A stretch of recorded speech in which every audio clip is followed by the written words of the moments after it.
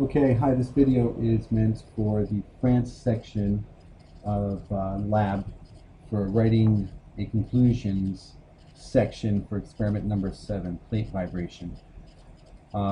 This conclusion is going to be solely based on part 2 of the experiment, which was where you determined the first natural frequency of 6 vibrating cantilever beams. If you were to actually go to the experiment handout, you'll see on page 5 that I have edited it a little bit. So if you could re-download the handout for experiment number 7, you'll see the edited version just has a little extra text in there. And it says hints for writing the conclusion. The conclusion will be focused on part 2 of the experiment. In the conclusion, you may assume that the data you presented is in table 1 and that the discussion was based on question 2. And also, you write your conclusions based on the following purpose.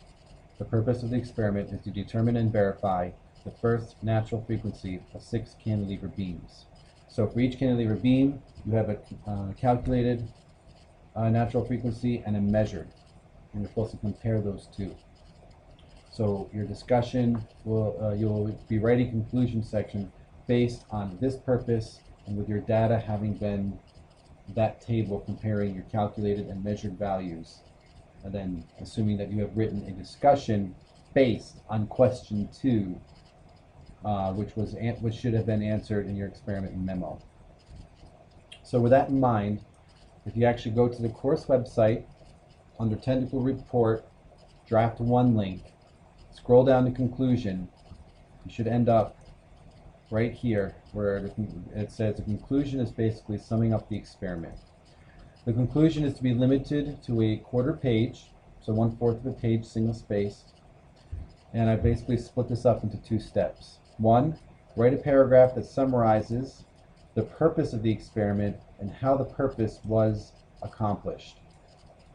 So you basically summarize that the purpose was to determine the first 6 natural frequencies of the first natural frequency of 6 cantilever beams, and to verify that with calculations. And then you show, again, restate maybe a percentage comparison between the experimental and analytical data, and then state what you conclude from that. And the conclusion should be that you verified the first natural frequency of 6 cantilever beams. Again, if you go to technical report draft 2, scroll down to conclusions, you should see some extra help here. The conclusion is going to be based on 1 rubric, properly restates the purpose and draws conclusions. That's all it is. So I have some text here that kind of helps after you have drafted a conclusion section for you to go back and to reread it after having read this section. So basically what this is saying, as I read from it, a good conclusion takes you back to the larger purpose or hypothesis of the lab as stated in the introduction. The conclusion is meant to end the report with the final take-home message of the experiment. So you can include your conclusion first by 1, making a clear statement of the purpose or hypothesis.